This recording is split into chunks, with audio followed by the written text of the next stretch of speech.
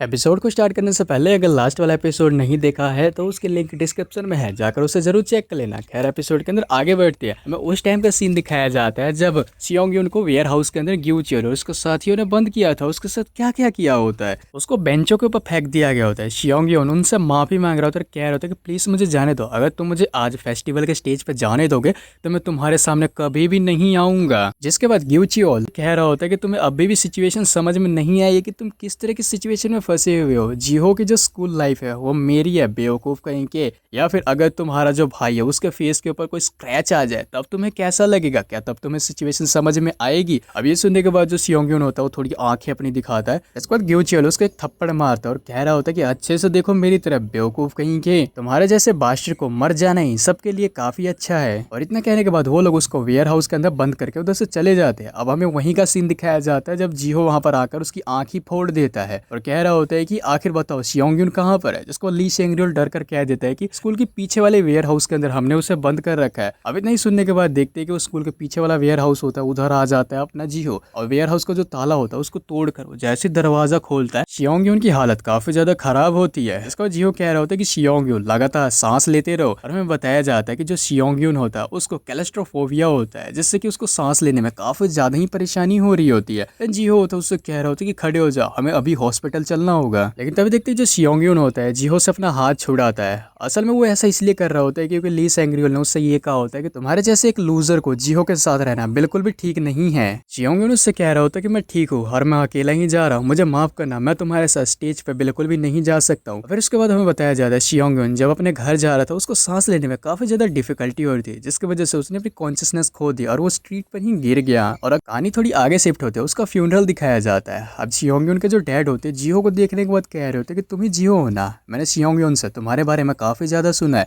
Thank you, तुमने मेरे बेटे को इतनी ज्यादा ताकत दी उसके बुरे वक्त में। अब जीहो को सियोंग्यून की बात याद आती है। सियोंग्यून ने ये कहा होता है कि मैं तुम्हें एक दिन अपने घर जरूर बुलाऊंगा, मेरे फादर काफी ज्यादा अच्छा खाना बनाते हैं। फिर हमें बताया जाता है कि सियोंग्यून की बॉडी के ऊपर काफी सारे चोटों के निशान थे, वो मिले थे, जिसकी वजह से पुलिस ने अपनी इन्वेस्टिगेशन स्टार्ट कर दी थी सच्चाई का पता लगाने के लिए। स्कूल का जो कंसल्टिंग रूम होता है उधर की तरफ का हमें सीन दिखाया जाता है। वहाँ पर ग्यूचियल को जो साथी होते हैं उनको बुला बुला कर पूछा जाता है। ग्यूचियल को एक साथी कह रहा होता है कि जो जीहो है वो हमें परेशान करता था, वो हमें मारने की धमकी देता था, कहता था कि अगर हम सियोंग्यून को बुली नहीं करेंगे तो हमें मार देगा, हमने ऐसा कुछ भी नहीं किया है। अब वहाँ पर जो बैठे हुए लोग होते हैं वो कह रहे होते हैं कि विक्टिम के आंसू ये नहीं माने जाएंगे, क्या कोई एविडेंस नहीं है। जिसके बाद जो बंदा होता है कह रहा होता है ये है रियल एविडेंस, ये वही वाली फोटो होती है जब जीहो सियोंग्यून को चश्मा पहनाने के लिए जा रहे होते हैं। चुपके से ये ग्यूचियोल का एक साथी होता है, उसने ये खींच ली होती है। अब वहाँ पर ग्यूचियोल का दूसरा साथी आता है जो कि अपना बयान देता है और कह रहा होता है कि जो मेरा दोस्त ग्यूचियोल है वो जीहो से काफी ज्यादा पिटा है और देख कर लगता है कि उसने अपनी एक आंख है वो भी खो दी है। ऐसे झूठे झूठे बयान है वो लोग दे देते हैं जीहो को फंसाने के लिए। अब ये सारी खबर होती है स्कूल के अंदर एकदम आग की तरह फैल चुकी होती है। स्टूडेंट कह रहे होते हैं कि मैंने सुना है कि जो सियोंग्यून है वो जीहो की वजह से मरा है। दूसरे वाला कह रहा होता है कि जो जीहो था वो अकेले स्टेज के ऊपर स्टैंड करना चाहता था फेस्टिवल के अंदर, इसलिए उसने वेयर हाउस के अंदर सियोंग्यून को बंद कर दिया था। कोई और कहता है कि ये तो यार शैतान को भी रुला देगा। तभी कोई और कहता है कि लेकिन एक मिनट रुको, अगर इसने इतनी ज्यादा बुरी चीज की है तो क्या ये एक रियल क्राइम नहीं है, तो क्या इसे जेल में नहीं होना चाहिए था।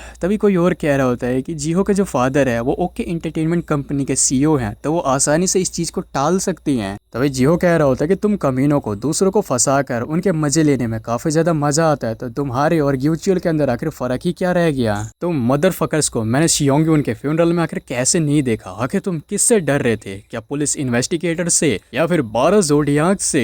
मैं तुम्हें दिखाऊंगा कि आखिर असली डर होता है वो क्या होता है बिच कहीं के। और यही एक टर्निंग पॉइंट होता है जो कि जीहो को एक विलन बना देता है और वो 12 ज़ोडियाक को ज्वाइन करता है और मंकी क्लैन का हेड बनता है। और वो सोच रहा होता है नॉन वायलेंस सियोंग्यून तुम गलत थे, अगर मैं पहले आगे नहीं बढ़ा तो लोग मुझे कुचल देंगे, बस इंतजार करो, मैं तुम्हें जरूर तुम्हारे घुटने पर लेके आऊंगा। तब से ही जो अपना जीहो होता है वो 12 ज़ोडियाक्स में से एक हो चुका होता है, मंकी क्लैन का हेड। और जो ग्यूचियोल होता है एक आंख वाला बाशिर, वो 19 साल का होता है और वो भी 12 ज़ोडियाक्स में से एक होता है, डॉग क्लैन का हेड होता है वो। अब वापस से प्रेजेंट की जो टाइमलाइन होती है उधर हम लोग आ चुके होते हैं। अब जो होंग होता है वो कह रहे होता है कि सीनियर आपका चाहे कोई भी रीजन हो ये करने का, लेकिन आप ये नहीं कर सकते क्योंकि जो भी चीज एग्जिस्ट करती है उसका कोई मतलब और वैल्यू जरूर होती है। अब ये सुनने के बाद जीहो को सियोंग्यून की याद आती है। सियोंग्यून ने भी सेम यही कहा होता है कि जो चीज इस दुनिया के अंदर एग्जिस्ट करती है वो यूजलेस बिल्कुल भी नहीं है, हर एक चीज का मीनिंग और वैल्यू जरूर होता है। ये चीज मेरे फादर हमेशा कहते थे। अब ये सब सुनने के बाद जीहो कह रहा होता है कि आखिर तुम्हारी आइडेंटिटी क्या है, जिस पर होंग कह रहा होता है कि आपको मेरी आइडेंटिटी पे नहीं बल्कि आपकी आइडेंटिटी है उसके ऊपर आपको चिंता करनी चाहिए सीनियर। जो ये सारी वीडियोस है अगर मैं अपने अकाउंट के ऊपर पोस्ट कर दूंगा तो आपका जो फ्यूचर है उसका आखिर क्या होगा। इसके बाद जियो कह रहा होता है कि ना ज्यादा क्यूट है, क्या तुम्हें लगता है कि इस तरह की चीजों की मैं सच में परवाह करता हूँ, और तुम जैसा जो एक बिच है वो अपलोड करेगा तो आखिर इसे सर्च करके देखेगा ही कौन। इसके बाद होंग कह रहा होता है कि सीरी ये थोड़ी शर्म की बात है, लेकिन आपके फॉलोवर्स से ज्यादा मेरे फॉलोवर्स हैं, और वैसे भी मुझे अपना पर्सनल अकाउंट गंदा करने की जरूरत बिल्कुल भी नहीं है। देखते कोई नकली अकाउंट से पोस्ट कर देता है, काफी सारे देखते कि जो फूट हेट होते हैं, हेट कमेंट्स वो सीधा जियो की तरफ आने लग जाते हैं। तो जियो का फोन होता है उसके ऊपर उसके जो डैड होते हैं वो फोन कर रहे होते हैं। अब यहाँ से जो सीन होता है वो शिफ्ट हो जाता है ओके इंटरटेनमेंट कंपनी होती है, उधर का हमें सीन दिखाया जाता है। जो प्रेसिडेंट का रूम होता है उधर का सीन हमें दिखाया जाता है। अब जो जियो होता है उधर खड़ा होता है। अब जियो का जो फादर होते हैं वो एस्ट्रे उसकी तरफ फेंक के मारते हैं और कह रहे होते हैं कि अभी तो मैंने तुम्हारे उस इंसिडेंट को कवर किया था, अगर उसको कितना ज्यादा लंबा समय हो गया और तुम दोबारा से मेरी रेपुटेशन है उसको खराब कर रहे हो, कंपनी तुम्हारी वजह से घाटे में चल रही है, अगर तुम ऐसे ही लगातार करते रहे तो मैं म्यूजिक और तुम्हारे पास जो कुछ भी है सब कुछ छीन लूंगा। जिसको मैं जियो कह रहा था कि वैसे भी मैं ये करने ही जाने वाला था, मेरे जैसे एक टैलेंट लेस के पास ऐसी चीजें बिल्कुल भी नहीं रहनी चाहिए। मैंने अपने आप को काफी ज्यादा अच्छा दिखाने की कोशिश की आपके लिए। अब मैं ये नहीं कहूंगा कि मैं म्यूजिक दोबारा करने वाला हूँ आपको डिसअपॉइंट करने के लिए, मुझे माफ कर दीजिए, लेकिन एक बार अपनी ताकत से जो ये ट्रांसफर है उसको प्लीज रोक दीजिए,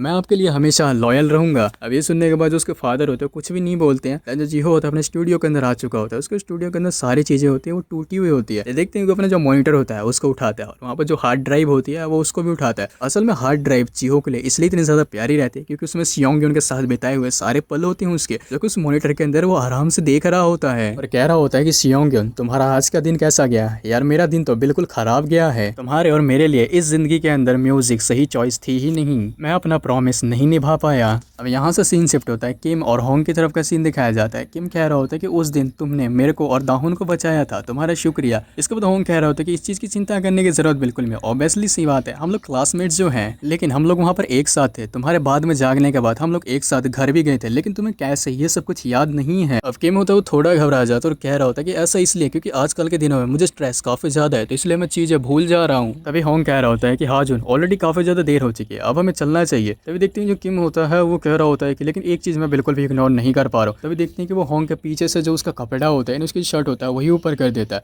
और उसके पीठ के ऊपर एक टैटू बना होता है। किम कह रहा होता है कि शुरू से ही मुझे तुम्हारे ऊपर शक था, आखिर तुम्हारी बैक के ऊपर क्या है ये, तुम भी क्या 12 ज़ोडिएक्स में से एक हो। होंग के बारे में बताया जाता है वो भी 12 ज़ोडिएक्स में से एक होता है, डॉग क्लैन का एक मेंबर। किम कह रहा होता है कि दाहुन को अप्रोच करने के पीछे आखिर तुम्हारा कारण क्या है। जिसके बाद होंग कह रहा होता है कि हाँ जुन तुम्हारे लिए भी मेरे पास एक क्वेश्चन है, आखिर तुम्हें मरे हुए कितना ज्यादा समय हो गया है। और इसी के साथ ये वाला एपिसोड इधर ही एंड हो जाता है। आई होप तुम लोगों को एक्सप्लेनेशन काफी ज्यादा अच्छी लगी होगी। असल में मेरी थोड़ी तबीयत खराब है इसलिए आपको वॉइस के अंदर भी थोड़ा फर्क दिखाई दे रहा होगा, तो इसलिए लॉन्ग वीडियो नहीं आ पाई। बाकी मैं मिलता हूँ आपसे नेक्स्ट एपिसोड में, तब तक के लिए बाय बाय।